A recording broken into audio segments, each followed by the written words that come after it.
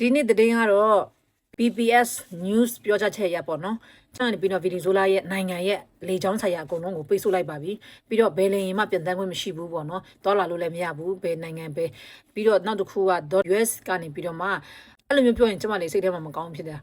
။ဒေါ်နယ်ထရန့်ကပြောလိုက်တယ်။သူတို့ Venezuela ကိုမြေပြင်ထဲဝင်မယ်လို့ပဲပြောတယ်ပေါ့နော်။အဲ့လိုမျိုးပြောတယ်ဆိုတဲ့ဟာမှာကျွန်မရဲ့ TikTok account ကိုဘန်လိုက်တဲ့အခါမှာကျွန်မနောက်ဗီဒီယိုလေးလုပ်ဖို့တော်တော်လေးဆက်သက်ကြခဲ့ပေမဲ့မနေ့ကမှ account တစ်ခုထပ်လုပ်လိုက်တော့ကျွန်မကိုဒီအပေါင်းနဲ့နှိပ်ပြီးတော့မှ follow ပေးခဲ့ကြတဲ့သူတယောက်ချင်းစီကိုကျွန်မကျေးဇူးတင်ပါတယ်ကျွန်မပို့ပြီးအားဖြစ်စေတယ်ပေါ့နော်အဲဒါကြောင့်မလို့ကျွန်မဒီသတင်းလေးဒီနေ့ကစပြီး account တင်နဲ့ထပ်လုပ်ပါမယ်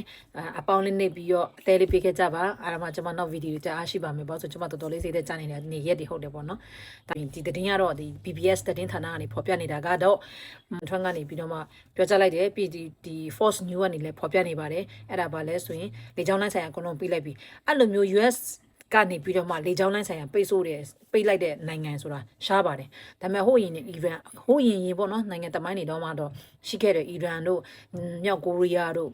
တခြားနိုင်ငံပေါ့နော်အဲ့လိုမျိုးတော့ရှိခဲ့ပေမဲ့နည်းပါတယ်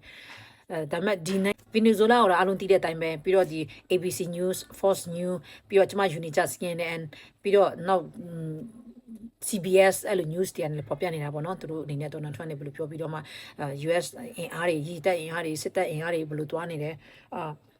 အပေါ်ကနေပေါ့လေချောင်းလိုင်းရေချောင်းလိုင်းတွေမှာဘလို့အင်အားတွေဖြည့်ပြီးတော့ဘလို့လုပ်နေပြီးတော့သူကလည်းပြောတယ်လေကုန်းပြည်ကနေလည်းသွားမဲတဲ့မြေပေါ်ကနေလဲတဲ့မြေပေါ်ပေါ်တော့လိုသေးတယ်ဆိုပြီးတော့Trumpပြောတယ်လေအဲ့ဒီဗီဒီယိုပြောရင်ကျွန်မရင်ထဲမှာမကောင်းအဲ့ဒီဗီဒီယိုပြောလိုက်ပြီးတော့မှကျွန်မရဲ့အကောင့်ကိုလုံးဝဘန်မလိုက်လို့လေနော်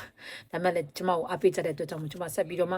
ကျွန်မတီးတဲ့လောက်သတင်းတွေကျွန်မဝါသနာရပေါ့နော်ဒါပေမဲ့လည်းနည်းနည်းတော့စိတ်ပိုင်းဆိုင်ရာစိတ်သက်ကြနေပေမဲ့ကျွန်မကိုအပေါင်းနဲ့နှိပ်ပြီးအသေးပေးခဲ့ကြတဲ့အတွက်ကျွန်မဝမ်းသာတယ်နောက်ဗီဒီယိုလည်းတစ်ခုထပ်လုပ်ပါမယ်အဲ့လိုဆောင်းပြီးတော့မှကြည့်ပေးကြပါအောင်လို့အားလုံးပဲဆင်ပြေကြပါစေbye bye